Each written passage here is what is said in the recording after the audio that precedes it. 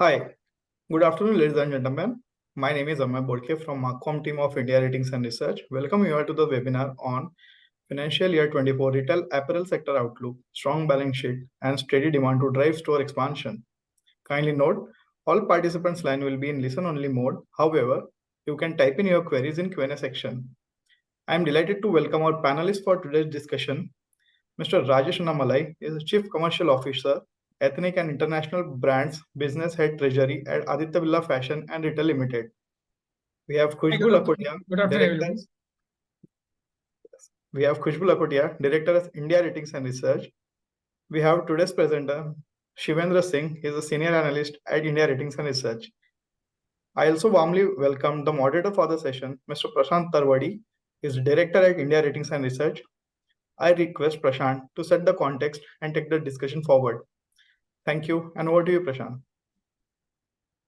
Yeah, thanks a lot, Amay. I hope I'm audible. Yes, clearly, sir. Yeah, sure. Thanks a lot, Amay. Apparel retail sector, I think during the COVID times, it was seen as a deep discretionary, where one of the most affected, one of the worst affected sectors because of the unfortunate COVID incident. But after that, what we have seen is that the recovery has been the strongest amongst the entire discretionary segment, well beyond the pre-COVID level. And again, showing a very strong operational as well as the financial performance by most of the players which are active in the space. With this context, I think this makes very appropriate. Again, FY23 has been a very strong year of performance for the entire apparel retail sectors. As a matter of fact, the entire retail industry, including jewelry retail, grocery retail, apparel retail. So I think this timing of this particular webinar is one of the most apt. Trying to understand whether this recovery is sustainable or not, number one. Number two, which are the various sub-segments within the retail segment which can perform relatively better, and where do we see, and which are the key parameters that we should probably monitor going forward. With this context, I think broadly during this particular next 1 hour or so, the flow will be first, the India Ratings analyst will be making about 10 minutes presentation, highlighting our views about how do we see apparel retail industry and the recovery trajectory. Followed by, maybe we'll open it for fireside chat with Mr. Rajesh Annamalai and Khushbu to understand what are their views about, what are the views coming from the industry veterans. So with this, let me hand it over to Shivendra Singh. Shivendra is Senior Analyst with India Ratings. Shivendra, over to you. Thank you, Prashant. Maybe if you can put the slides on the screen.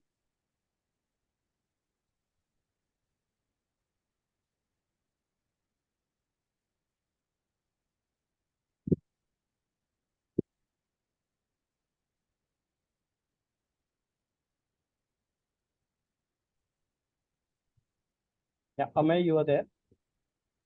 Yeah. Do you mind just putting in on slides, or do you want me to just share the slides? You can share slides, sir. All right, just give me a second.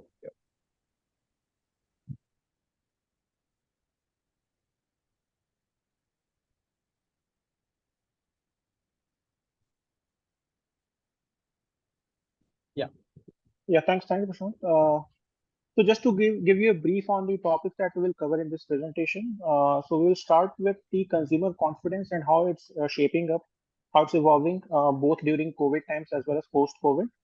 We'll also look at how the demand recovery has shaped up, and we will try to form insights into the K-shaped recovery that we keep hearing about. Then we'll also look at how apparel retail sector has performed and what are the key drivers for its growth over the last few years. We'll also look at the evolution of direct-to-consumer brands and private labels in the apparel players' portfolio and the role that they can play in the overall growth of the industry. So starting with the first... You can speak a little bit louder, please. Yeah, sorry. Yeah.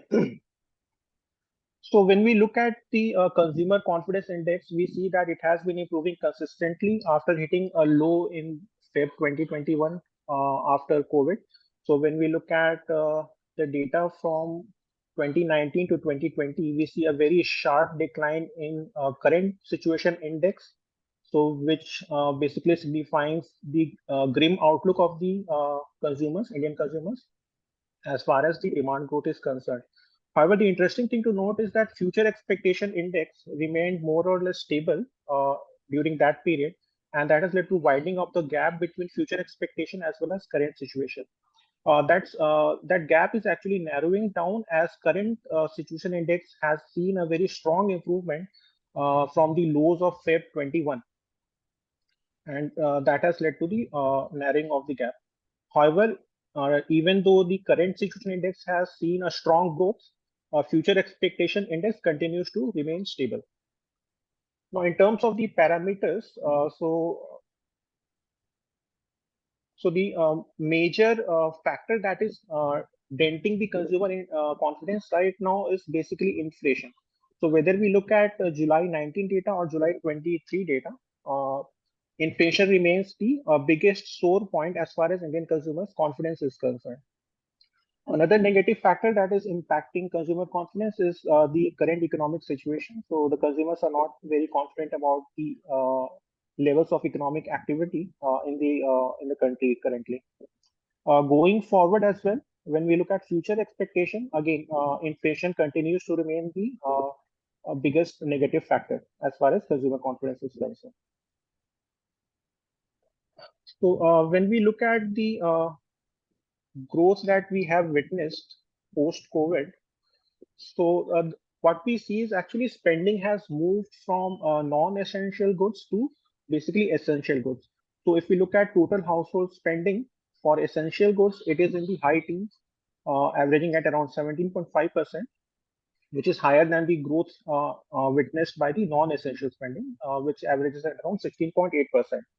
Having said that, there is again divergence when we look at the premium and non-premium categories within the essentials goods themselves. So whether we look at non-alcoholic drinks, personal care, alcoholic drinks, and other such categories, so these categories have witnessed even higher growth as compared to the average growth witnessed by the essentials goods portfolio. So, so this is basically what we mean when we say there has been a K-shaped recovery, wherein the premium goods or premium categories have undergone higher rate of growth as compared to the non-premium categories. Continuing with the same theme, so when we look at various sectors, so there has been some divergence in growth rates or recovery of demand. So if we look at the how residential realty sales, so what we see is that affordable housing, they have not yet managed to reach their pre-COVID levels of sales, whereas mid-income and above categories, they are comfortably above their pre-COVID level of sales. And the same story plays out in the automobile sales as well. So if we look at the sales of SUVs, they have undergone a higher rate of growth as compared to both two-wheelers as well as non-SUV automobiles. In terms of the broadband penetration levels, so the high ARPU broadband user penetration has actually witnessed a steady state of growth over the last few quarters. So across all these sectors, what we are seeing is that more premium categories or more premium subsegments have undergone a higher rate of growth. So recovery is more prominent or more robust in those sectors. In terms of rural and urban divide as well, so our expectation is that rural demand is expected to perform better. So the demand outlook is better in the rural sector, and that is expected to be driven by increase in the farm income. And we have seen that commodity prices have been going up, has gone up significantly over the last 1 or 2 years, and that has supported the farmers' income. And the same is evident when we look at the reduced Manrega outgo, which is again supportive of the increasing farmers' income. Having said that, farmers' income continues to remain vulnerable to one of agroclimatic risks. So we are already hearing about this threat of El Nino that could have impact rainfall at the lower end, at the end of the monsoon, and that could have a negative impact on the agricultural farm output and consequently on the rural demand as well. In terms of urban demand, so urban demand is more resilient because most of or 60% of urban income is basically driven by services sector, and that has remained more or less resilient. So we expect urban demand to be stable going forward. So now coming to the apparel retail. So just to summarize the points that we have covered, so we looked at the evolution of consumer confidence index, so which has been improving, at least the current perception proportion. Future expectation has remained more or less stable, and that is going to support the demand, at least in the near term. There has been a strong recovery, but there has been again a divergence that has led to K-shaped recovery. So that and that is actually evidenced from the divergence in growth rates across premium and non-premium categories, as well as rural and urban demand growth. So coming to the apparel retail sector, so this sector has seen very strong revenue growth over the last few years. And when we look at the FY23 numbers, the revenue is at 1.7 times that of the pre-COVID levels. But most of its growth is actually backed by rapid store addition. In terms of our future expectation, we expect around moderate growth of around 10 to 12% in FY24, and that is the reason behind that is FY23 has been a very strong year, so there is going to be a base effect, and another factor that is going to have an impact is basically high inflation. So both those factors are going to impact the growth rate in FY24, leading to slight moderation. So in terms of store addition, it has been very rapid over the last few years, particularly post-COVID. And when we look at the numbers, so it is currently at around 1.6x of the number of stores pre-COVID. And our expectation is that this expansion of stores is going to shift more towards tier 2 and tier 3 cities, where we are seeing a wider uh, adoption of branded apparels by the population of tier 2 and tier 3 cities. In terms of operating metrics, so when we look at sales per store, so that metric has been hampered by a significant addition of stores over the last few years. So as we saw in the previous two charts, so revenue is at 1.6x of pre-COVID levels, whereas number of stores is also at around same levels, 1.6x. As a result, sales per store is hardly 1.1x pre-COVID levels. Having said that, other operational metrics such as same store sales growth as well as customer footfalls, they have been growing strongly. Now, in terms of operating performance, so when we look at EBITDA margin, so that has actually recovered back to pre-COVID levels at mid 15%. Capex as a percentage of sales is also back to what it was pre-COVID at 4.6% of revenue in FY23. And in terms of net leverage, though not back to pre-COVID levels, but we are seeing some recovery from the highs that we saw in FY21. And we are expecting this trend to continue going forward as well. In terms of net working capital, that is expected to remain in the range of 8 to 10% going forward as well, and that has been the case historically as well. Now, in terms of direct-to-consumer brands, so there is a conundrum between scale and profitability.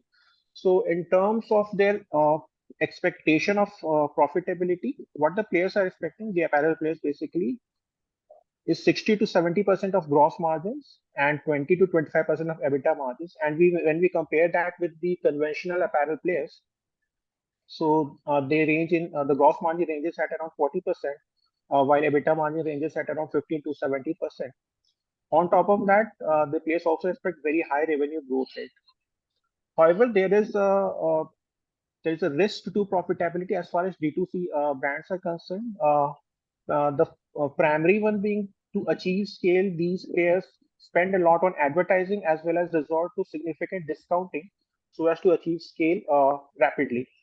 And once they achieve their expected scale or what, then only their logistics cost is also optimized. So unless they achieve that the scale that they're expecting, where their logistic cost would also be optimized, their advertising spend as well as discounting will continue to remain high. So during that growth period, their profitability is expected to remain circumspect. And we have also done some best case scenario analysis where we can see even if we keep the other expenses at constant levels, the scale still needs to, while increasing other costs proportionately, we still need to increase the scale to around 2.15x just to achieve expected EBITDA margin of around 20%. So that is a factor that we need to keep monitoring when we are looking at the contribution of D2C portfolio. And a similar trend is being seen with private labels as well. There is there is a strong adoption of private labels.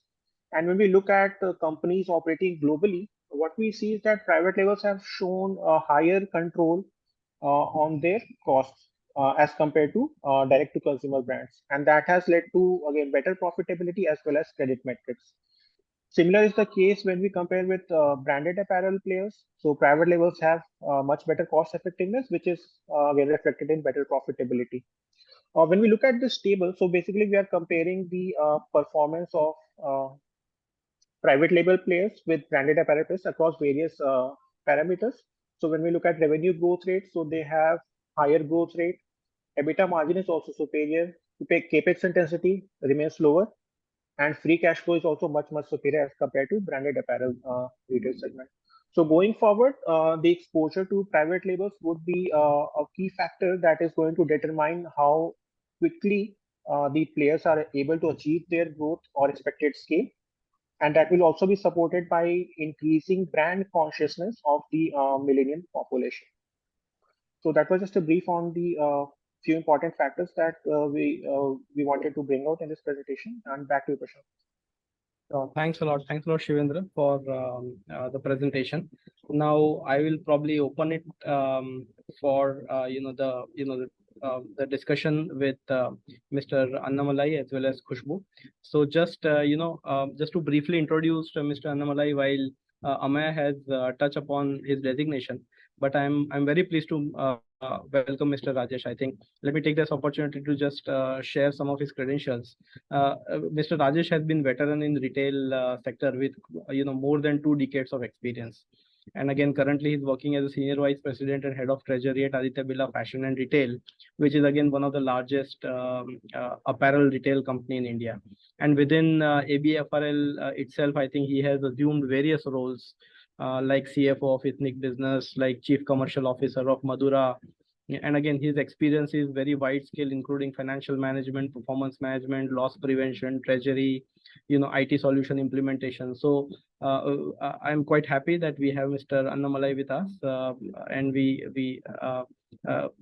can probably pose some of the questions that has bothered us for long, and we'll try to get a little bit of understanding about the apparel sector. So thanks a lot, Mr. Annamalai, for devoting time for this. Yeah, thanks, Prashant. Thanks for the kind introduction. Sure. I wish my boss hears that. Yeah, no.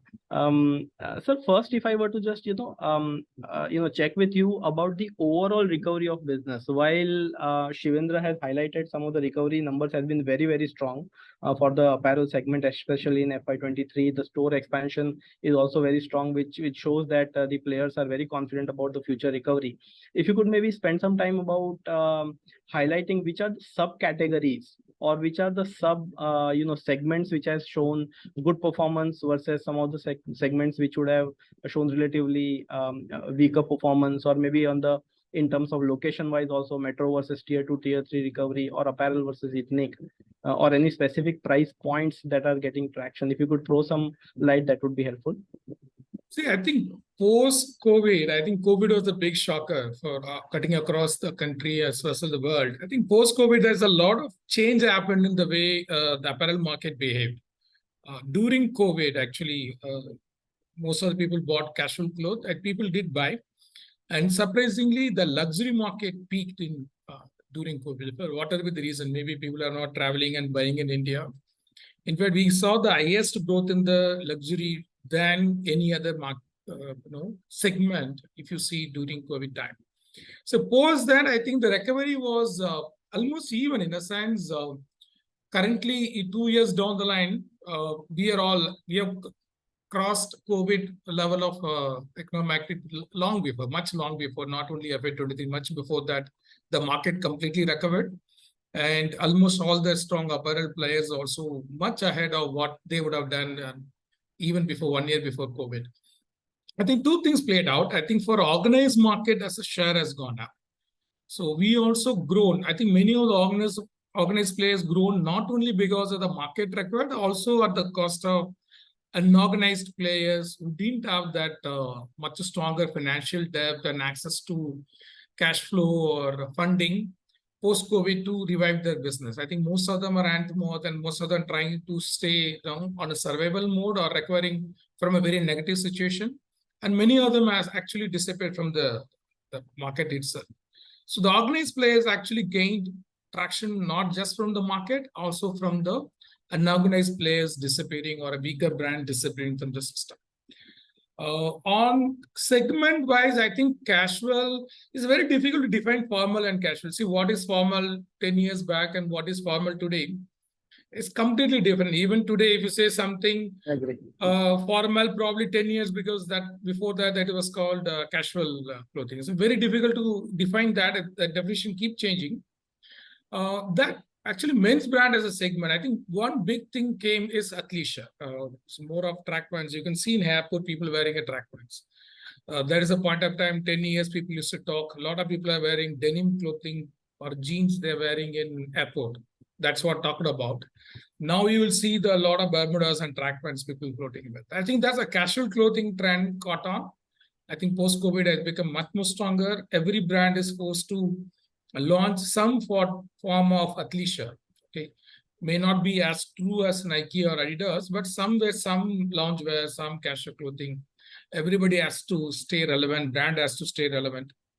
So when the consumer moved that, I think people moved. During COVID, the online picked up. Almost 30-35% of consumption came from online. I think post-COVID, it has come down. Before COVID, it was 7%. I think post-COVID, now, if you see the steady states, about 10% of the apparel market is online. I think still offline is pretty strong and still growing. The online came, I think probably it may remain. It may grow big, but it's not going to be very substantially, even 5 years down the line, to be very significant. We don't know how the metaverse or how many clothes will be bought in metaverse. I think people are paying for Air Jordan $1,000 more than what the physical shoes cost. Those things apart, but I think offline market continue to be strong. That's what even our internal take is. No, I think two very important structural changes, sir, which you highlighted. Number one is again organized to unorganized to organized shift, and second thing is again online gaining traction. But if I were to just elaborate on that part, let's say organized versus unorganized, we have seen that in case of jewelry retail, where at one point of time unorganized was 7%, and because of the government regulatory actions like hallmarking, etc., that organized share become in excess of 30% as we speak, somewhere back in 2022. It was backed by the regulatory action. Same goes for online. Probably we are looking at more of a convenience as an angle.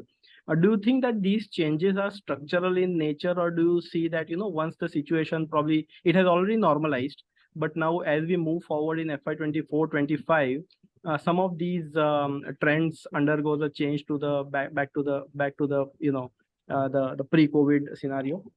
See, two things when it comes to online. Actually, India is largely unlike abroad. India is largely a discounted market. People buy online because they're getting a lot of discounts.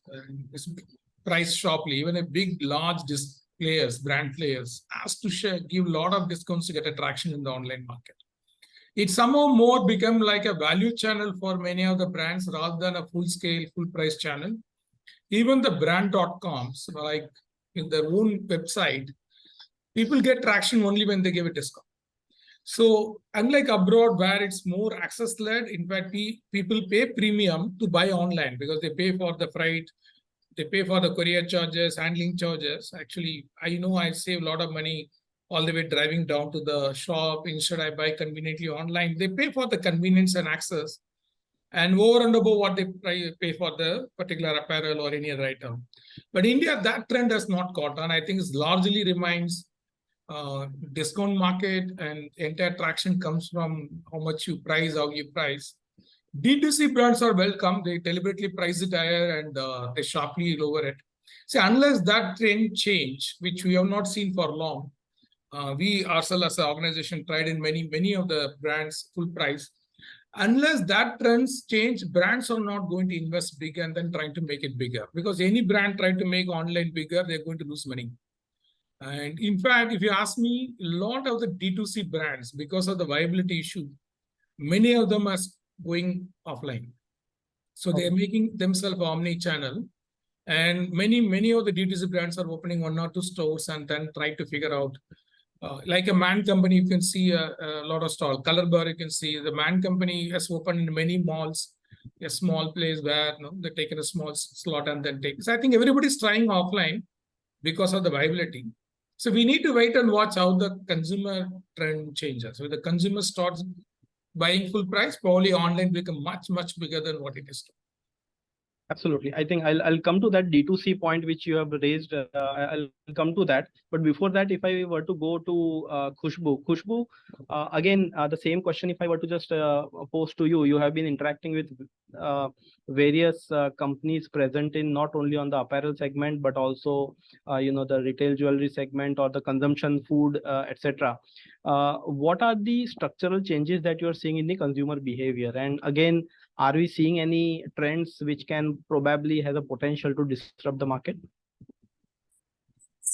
Thanks, Prashant. So, as you mentioned at the beginning, apparel retail and retail in particular is one sector which saw significant disruption during the COVID times, and such events always leave behind a trail of impact, right, in the aftermath. So while recovery has been seen across the board, so one bit of change that has happened is in terms of the buying pattern. So while during the COVID times, people got accustomed, or if I could say had to get accustomed in many cases to a new buying pattern, which of course involved more of online purchases. So while it is, as Rajesh sir mentioned, currently counts, but I think that penetration is increased from everything from grocery to apparel to, name it. So in fact, online sales have surpassed traditional formats across the board, and particularly segments like beauty and personal care, etc., have registered the fastest growth within the segment. But apart from online sales, which is a widely talked about change in the pattern, another one is also an increase in preference for branded products, or maybe we could say brand consciousness across the spectrum. So in fact, this is visible not just in retail, but maybe in many of the other consumer-facing segments as well. So in fact, which is why not just in the tier 1 or the metro cities, but also the tier 2 and tier 3 cities, where the ease of availability as well as led to volumes actually going faster, which has made them a more meaningful contributor now. And with the kind of access in terms of the increasing penetration of internet, smartphones, etc., this trend and this preference is, perhaps something that we feel is slightly structural. And the D2C or the direct-to-consumer segment emerges as a key propeller of this growth. In fact, a lot of the brands we've seen have done tech enhancements to their platforms in order to sort of build that customer loyalty, which is also visible in the way sales have grown for, some of these maybe brand websites. And perhaps just the last bit is in terms of increase in premiumization or the K-shaped recovery, which Shivendra also mentioned. So again, within the retail segment also, clearly we've seen the premium segments continue to outgrow, and that's what we believe would continue at least for the next 1 or 2 years, which means that the focus on niche and pins is also going to increase for a lot of players. Understood. No, that's helpful. If I were to go back to Rajesh sir, I think Mr. Rajesh, one point that you alluded to is again D2C brands, and again the same point which we highlighted even during the our presentation also, which is scale versus profitability. Some of these D2C brands are again from the initial phase they are not profit making, and there the focus has been to increase the scale. And although we say that they are going offline, but again some of the industry players have indicated almost 85% of D2C still find its way to online, where again they find a little bit of a challenges. But at the same time we see all the established brick and mortar players like AB, Apparel, Shoppers Stop, V-Mart, etc. Everyone is going after D2C brands. So I was just slightly puzzled, sir. What is the business case for this thing that we are observing? Whether it is a revenue growth that they are chasing, or whether they believe that the margin profile will be much better once these D2C brands stabilizes, or is it a stickiness in revenue? If you could maybe educate us on why most of these brick and mortar players are chasing D2C. See, I think it may not be immediate term. I think the D2C brands, the expectation even from the industry is that as a segment, it will become very big. See, if you take a very short-term view of 2-3 years, I think online is not going to be big. 2030 or 35, we have no idea where the online brands can be. And like Artifact, online metaverse brand was bought for millions of dollars by Nike. I think these brands, we all expect to establish themselves as a much larger brand in the minds of the consumer. See, when the consumers shift, I think we also have to shift. We have to be there where the consumers are there. And see, in apparel, probably where that viability comes, where you need to have some investment offline, make your product experienced. And actually, those purpose of offline is to actually aid your online growth. When people come to the mall and see your experience, your size, or your experience with the particular perfume, what it actually smells, they expect the traction to be better in the online. So they're expecting a small presence in offline to aid their online. And they'll be predominantly continue to be a D2C online brand. The challenge will come for these brands when they become bigger and bigger to build a kind of backend, like entire supply chain, logistic, and marketing ecosystem. I think that's going to be tougher. I think most of the brands are getting into one bigger, larger group or other, like a Shoppers Stop walk in, Aditya Birla Fashion walked in. There is a Goat Lab with the Shoppers as a tie-up. There's a Mensa brands.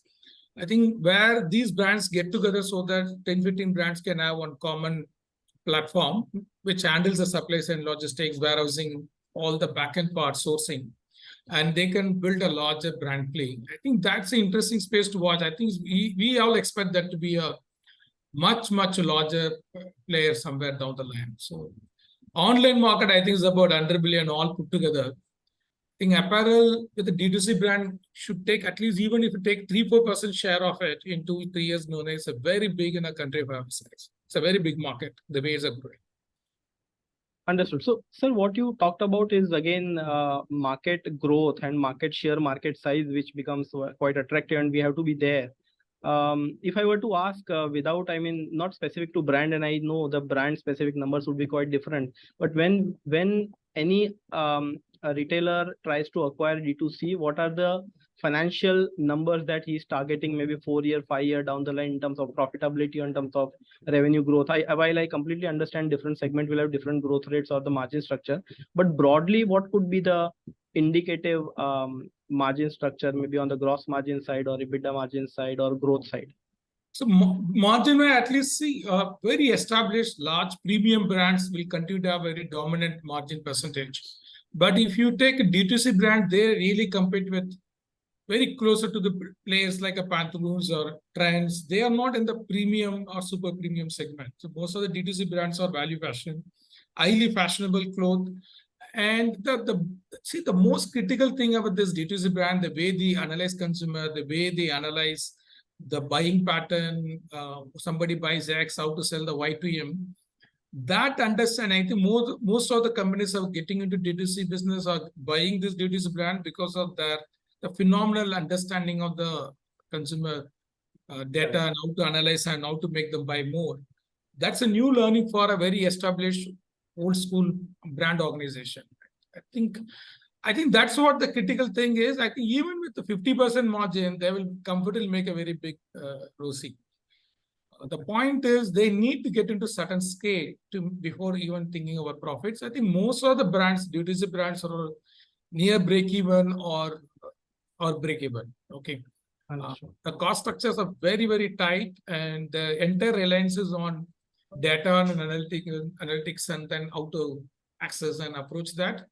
The speed with which they respond, or they segment it like certain percentage as essential, certain percentage as a bet. So they try something new, and certain percentage is more hardcore fashion. And that segment, the way they segment it, the way keep changing the growth, and 45 days designed to product launch, those economics, it plays completely differently. You don't need to hold up a bigger stock or bigger working capital investment. Even with 300, 400 crores, they'll be making phenomenal EBITDA. It's not that scale-wise they have to become 2,000 crores or 3,000 crores.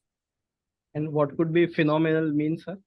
No, see, I'm typically established players will be 8 to 10% EBITDA in the apparel.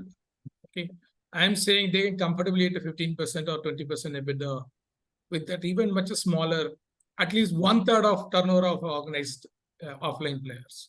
That's helpful. Let me, reach to Khushbu. Khushbu, again, D2C is being one, right? The other part is again store expansion. What Shivendra was mentioning is that the store expansion has been very, very strong. Even during COVID time, they ended up expanding their stores, and most of the revenue growth that we have seen is predominantly being supported by the store expansion. So, in your views, what is giving such a great confidence to most of these retail player in terms of and again going forward also, if you see their capex intensity is also quite firm. It has moderated slightly, but it is still firm. So what are the structural drivers that they are seeing? In case you could brief us on that. Right. So I think the consumption story, as far as India is concerned, still remains very, very strong, right? So we definitely have structural advantages in terms of the way our demographics are stacked. I mean, that is the biggest advantage that we have. So what, almost 2/3 of India's population belongs to the, consuming cohort of 18 to 55 years. In fact, if you look at the way India is adding about more than 10 million people to the working population every year, and which is an increase compared to what we would tell with the average working age, what about 30 or even less. So, this segment with an increasing, this is where we believe that growth is likely to happen with particular side. In fact, if you look at, the urbanization, that has also increased substantially. And by 2030, estimates indicate that it could reach almost as much as percent from about 35% in 2021-22. So with that, again, what we would have in terms of the disposable income would be a crapping the expenditure. So this, along with a rising middle class, the increasing consciousness and the favorable demographics, in addition to the fact that there is a clear organized retail. So the pressure to organized retail is also something that would be.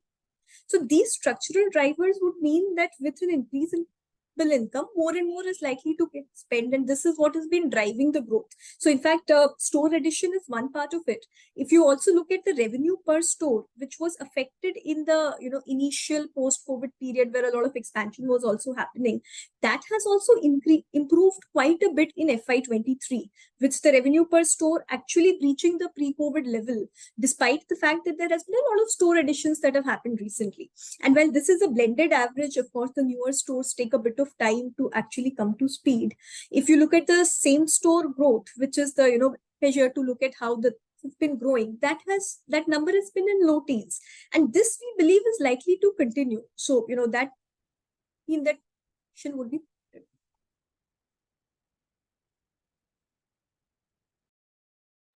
Prashant, you're on mute, I think. Yes. So, this particular, Mr. Annamalai, now I want to bring on the topic of private label. While, D2C probably is a sub-segment of private label, but again, this we are seeing a lot of action happening. And what we have seen globally, I think we are just kind of given globally, as I have shared on my screen. Globally, again, globally, some of the private labels or fast fashion has outperformed branded apparel. And again, all the credit ratios, the margin structure, the capital intensity is far, far better than the branded apparel. While it's different story that when some of these players enter into the India, they get into the premium segment and they don't really, strictly speaking, get into that private label or value retail segment. But if we were to speak about, many of the Indian corporates are also chasing the private label segment in a big way. The thought process is that, they have a relatively better margin profile. Do you think that, the same thing which we have seen in a global market, private label outperforming the branded apparel and segment will probably get repeated, given that, the millennials would probably prefer more of a style rather than the brand? Actually, those are also brands. See, there's I think Zara, H&M actually is a mid-price player in Europe. It's perceived as a premium in India, actually. Even Philip Van Heusen is more of it's a factory worker shirts, most of them actually. Okay, so the day one Van Heusen gets launched in US at the 50% discount. Okay, it's a discount brand in US. Even Philip shirts are like that. So It's a different positioning in India. Actually, everybody has taken a premium position because they have international supply chain. There is a duty element involved. They can't create a supply chain separately for Indian market. It's too small for them. I think the largest strength these guys have is the scale, the kind of scale Zara or H&M or Uniqlo has. And if they buy a 1 million piece of a particular cloth, it's going to be differently priced than other brands which normally buy. So that I think will play out. I think they continue to be what they are.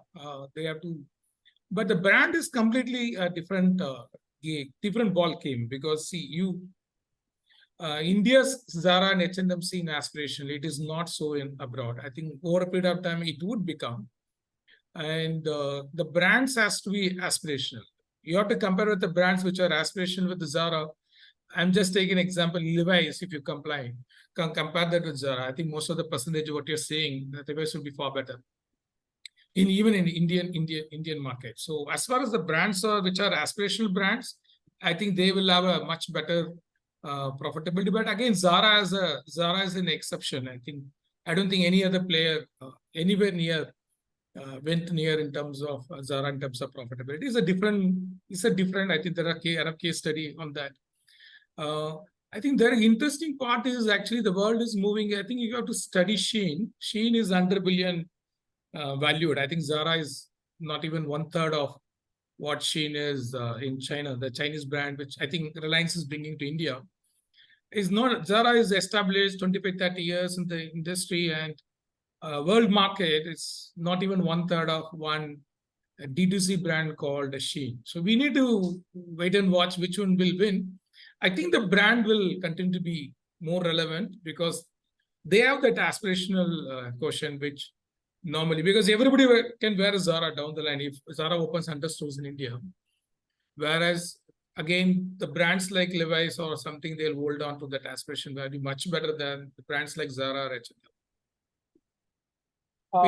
The only competition can be Shein or someone D2C coming and taking over the whole market and shake it up continuously. Because Shein, if you give an order, if you like a particular design, they can turn it around 3 to 4 days time as Apparel.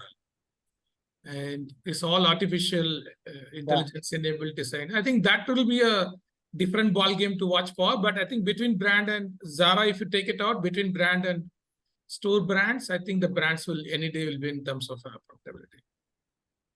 You have partly answered the topic which I wanted to bring on, but still, so again, taking that discussion forward, I think what you're saying, that brand would obviously be performing relatively better compared to maybe private label. I would slightly think it differently, sir. I think, when I see, youngsters probably in and around me, they are more in towards the style. I think what kind of style that, they are wearing rather than a brand. Probably they are not a brand conscious. I don't know if you're familiar with Bombay, but in the Bombay, people will end up buying at a Linking Road because the style quotient is very high. Obviously, some of these retailers are also now started offering various, stylish apparel offerings. But from that perspective, so I was always thinking that, probably private labels would relatively perform better compared to the brands, given that, the market would be driven by millennials. That was my thought. No, see, I'll tell you where it's going. Actually, Zara and H&M become very big because of value fashion. Okay. And because of social media boom and Insta, where people more important, they can't be seen in the same clothes in Facebook or Insta for long. The current trend in Europe, at least, is started as they want to go back to the roots. They want to buy more of Uniqlo and Marks and Spencer because of high quality basics. And whereas H&M and Zara, in terms of product quality, is very low, maybe 4 or 5 wash it can last, high fashion and low quality. Because of the sustainability, those conversation, the entire shift is happening more towards high quality basics. So that has to play. See, when you have fashion, high fashion, low quality, is easy to sustain such a high level of margins. When the market shifts towards, because apparel is the most polluting segment in the whole world, because billions of governments every year get discarded, and every landfill 80-90% filled with apparel. And when that trend change, we need to see in the long term how these brands will hold good. Sure. I think just I would share one insight here. Most of, again, you have raised very important point, and again, that is a part of our ESG framework also. But again, on that part, most of the international retail players, they have given the targets that they'll probably become completely carbon free by FY30 or so. So if you read about most of their public disclosures, FY30, some are there FY27, that kind of targets which are being given by them. So thanks a lot for raising that topic. Last topic, sir, from our end, we have spoken about the overall recovery. We have spoken about the online versus offline. We have spoken about D2C. We have spoken about private label versus branded apparel. In the last topic, sir, which I want to discuss, again, some of these topics are interlinked. But again, value fashion versus lifestyle fashion. You just briefly alluded to the value fashion being very strong in European market.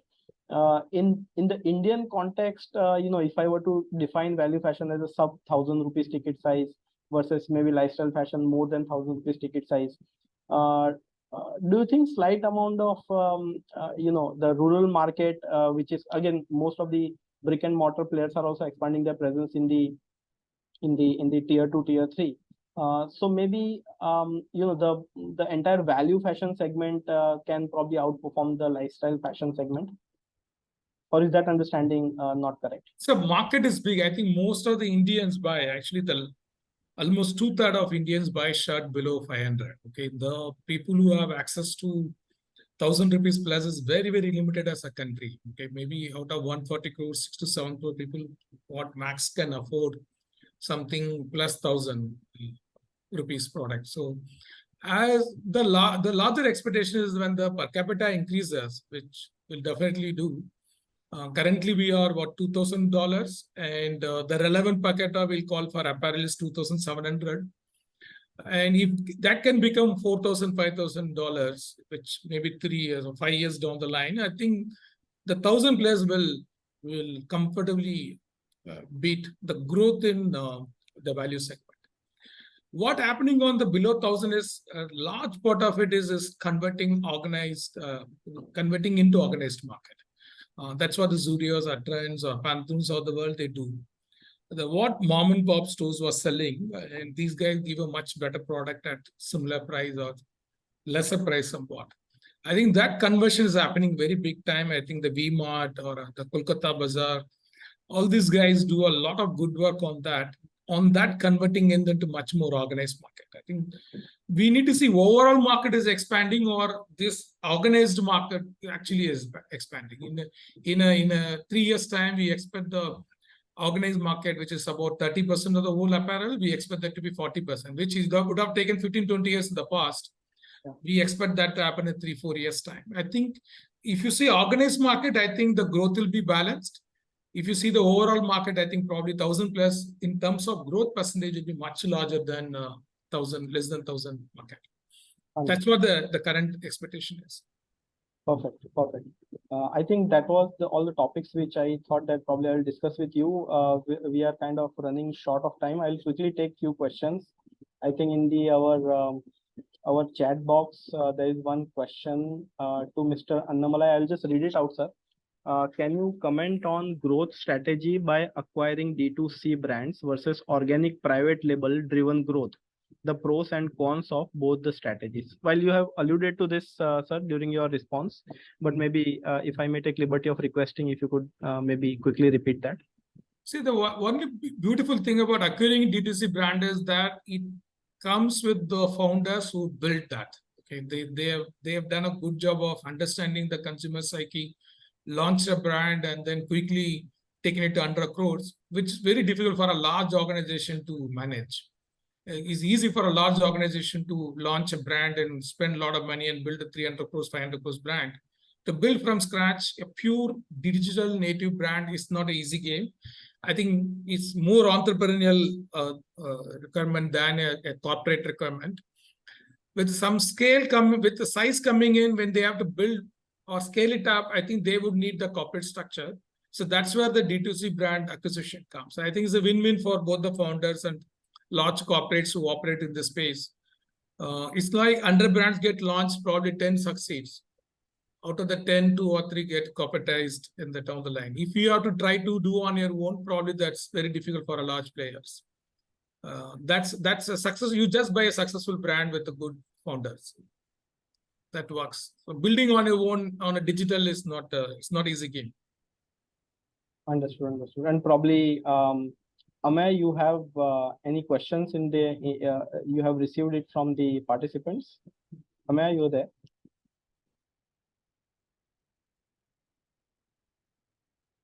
Yeah, Amaya, you are there.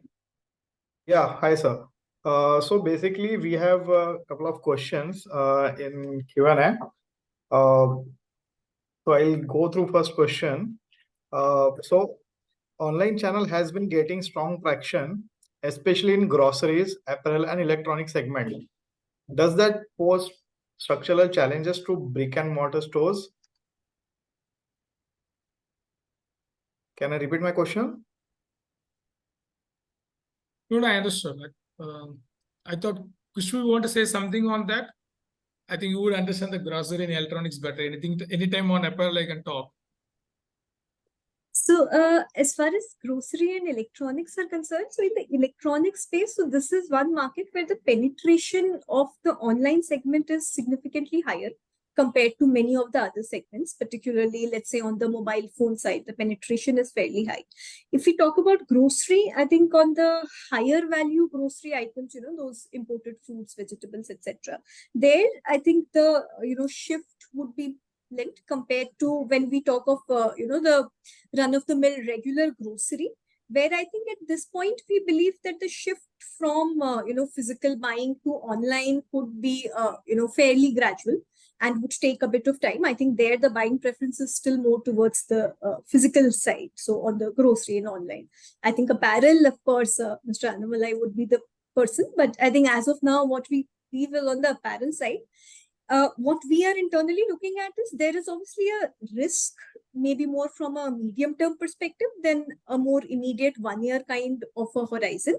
There is obviously a risk that, can pose from how this whole works. As of now, the proportion is lower. I think one factor that comes to, the cushion of most of these large players is the presence through omni-channels. So it's not like these large companies are not that segment, and that could be one factor which could lead to cushion. But I think, yeah, would like Mr. Annamalai's views on this. No, I think the current discussion even in the industry is, I think, omni-channel we expect that to make it big. In a sense, consumers are everywhere. In a sense, the same guy buys online certain things and offline certain things. And especially if they experience that product offline fast, is the traction are easy to convert them to online because they already seen the quality, seen the fit. Purely from apparel point of view, we expect post-COVID there's a tectonic shift. It's like work from home. Okay, so which we have never done, and everybody done 100% work from home. And again, our office got open, but still some part of work from home, some form or other remains. And similarly, it's like it's a huge change happened. The only way to consume was online one point of time, and then when the shift happened, I think instead of 6-7% in overnight, become 10-12% as an industry. We expect that to marginally grow. We are not in the next 2-3 years, and we don't know after 25-26 how the D2C will take shape, how things will turn it around. But at least the near term, we expect that to be within 15% or so in the market. Currently, it's about 10%. We expect to be around 12-15% next 3-4 years. We expect the omni play to be much larger play than a few online or offline play.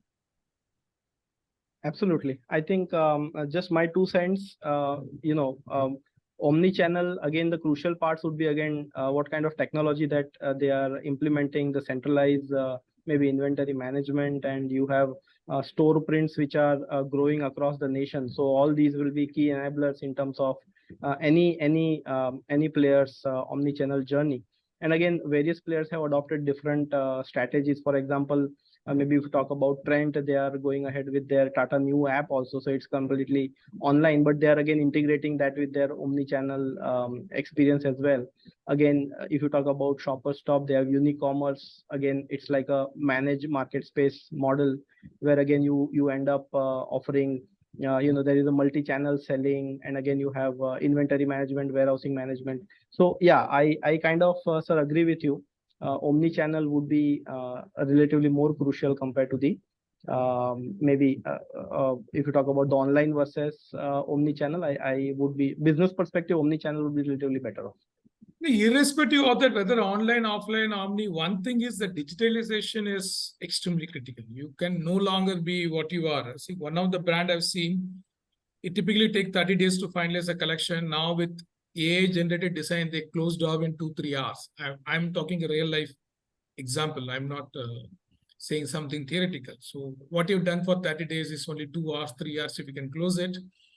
And there is earlier you spent 2-3 crores on ad shoot. You go to Greece or Italy and then take exotic shoot. Now that 2.5 crores become 3-4 lakhs. There is a software called Midjourney, where you take avatars and then you put your garment, you tell whether it's a cotton, polyester, you give all that, it place it on the avatar, and if it's a cotton, the shirt falls in a different way. If it's a polyester, the shirt behaves in a different way, and you spend 3-4 lakhs, and you can do undershoots in a month. So those things are all imperative. I think the way to reach consumer, where the consumer is, if I want to buy online, I have to be available. If I want to buy offline, I have to be available.